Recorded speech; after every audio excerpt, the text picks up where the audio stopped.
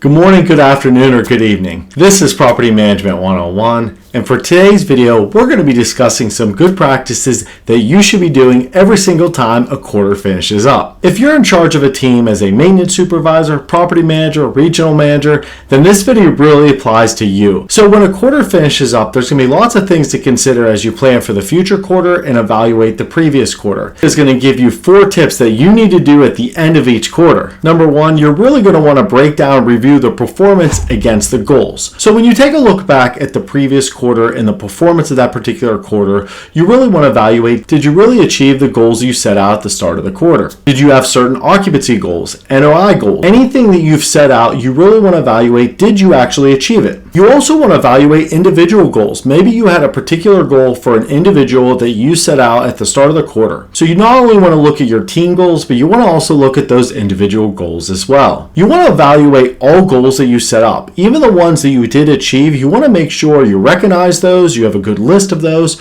not just the ones maybe you fell short of.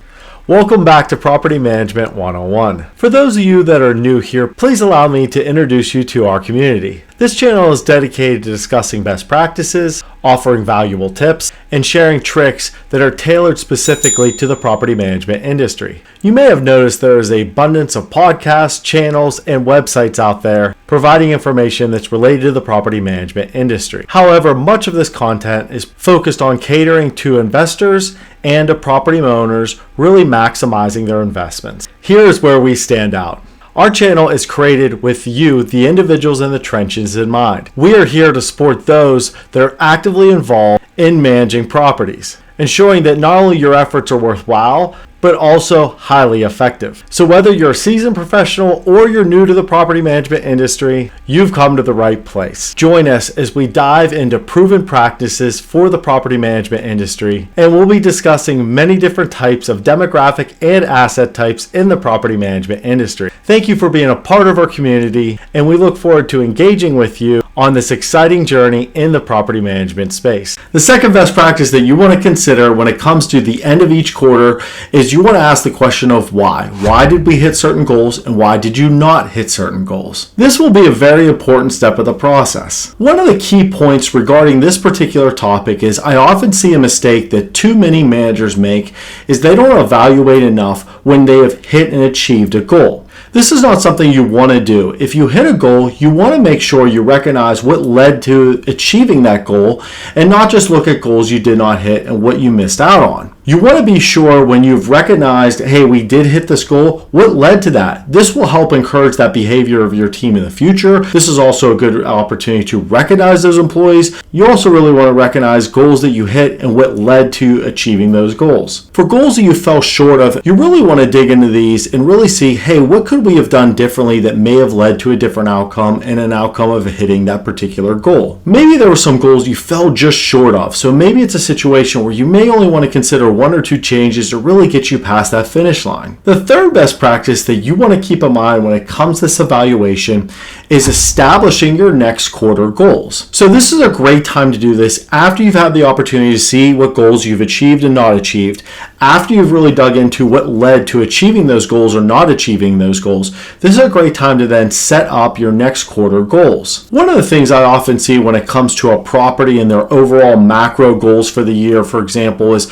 maybe you have a goal like an occupancy goal of 95% averaging throughout the year. Maybe that last quarter you fell short of hitting your quarter goal by 1%. Then you at least know for this next quarter, maybe we need to be outpacing our original goal by 1% to be then back in line for that year-end goal. This is why I think it's important to evaluate the previous quarter where you fell short so then you can actually position your future goals and your future strategy of your property in line to hitting that overall goal as well for the year. If you're struggling to come up with goals at your particular property, or maybe it's a situation you walked in the mid-quarter, it started at that particular company or property, and you don't necessarily know what type of goals to set up and establish for your team, here's some good areas to start. First of all, you want to look at your year-end goals for the property. So this is a great way to break down those year-end goals into individual quarters to how you're going to have to build onto that year-end goal each quarter. Another thing to consider is the overall strategy for the property. Maybe the strategy for the property is is rent growth. Well, that's something that maybe then you can break down into smaller increments per quarter where you'd like to see, let's say, 1 to 2% rent growth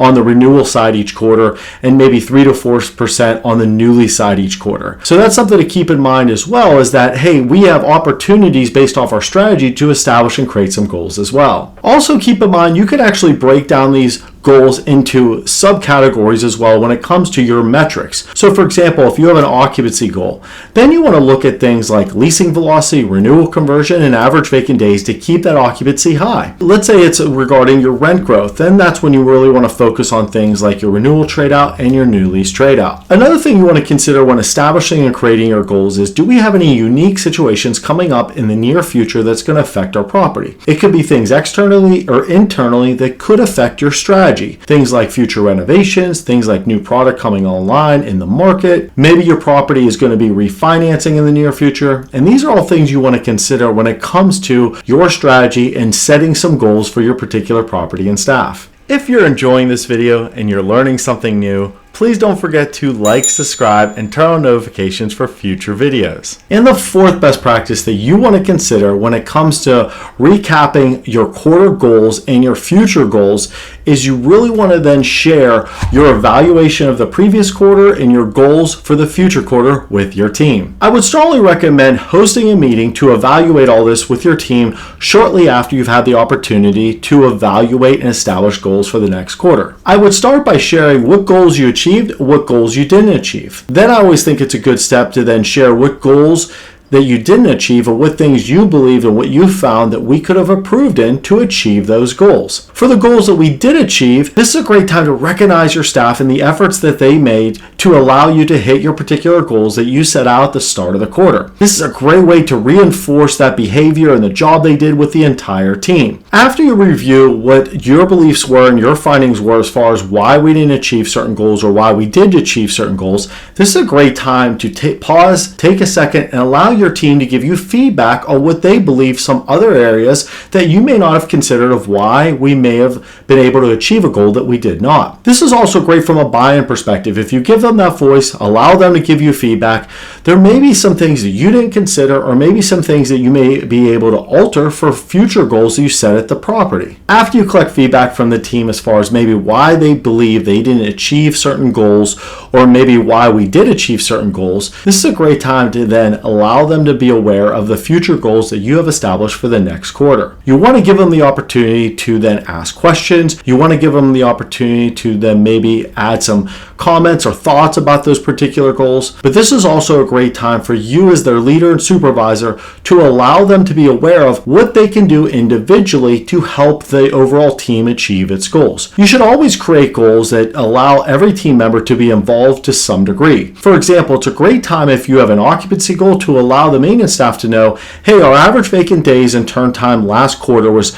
17 days. In order for us to turn units quickly and keep that occupancy high to allow people to move into them quickly, we would love to get that to a number less than 13. This will allow us to have move-ins quicker, and this would allow to keep that occupancy much higher. This will allow each team member to see their influence on that particular goal. After you've had the opportunity to share your findings of the previous quarter, give them some reasoning why and findings of why you felt you fell short or achieved certain goals, and also allow their feedback and gave them the upcoming quarter goals. This is a great time then after the meeting to quickly follow up with them in writing via email or a physical letter that you give to them of everything you covered. It's going to be really good that you give them the opportunity to see in writing so there's nothing missing in communication, or maybe they forget maybe a particular number. But this is a great way to maybe follow up with them in writing as far as what our future goals are and their ability to impact their future goals. Your team will really appreciate this clear line of communication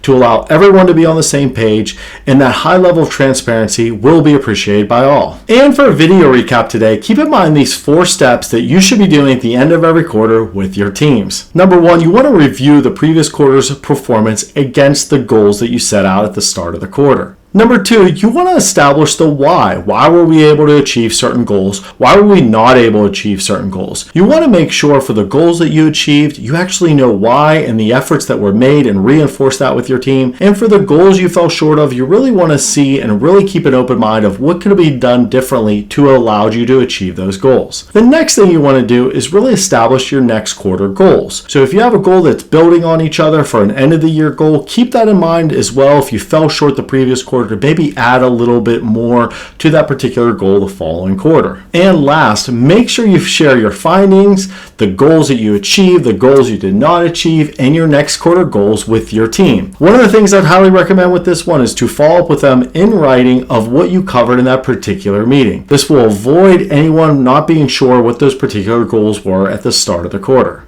If you enjoyed this video and you learned something new, please don't forget to like, subscribe, and turn on notifications for future videos. Before putting any of these practices into place, please watch our updated disclosure video as well as our updated why we do this video, which is the channel's why. And I'll be providing a link to both of those in the video description. And to stay on top of industry news, polls, and video releases, please feel free to connect with our LinkedIn and our Instagram page. If you have any questions about this video or any of our videos, feel free to leave a comment. I'll be happy to address it for you. Happy leasing!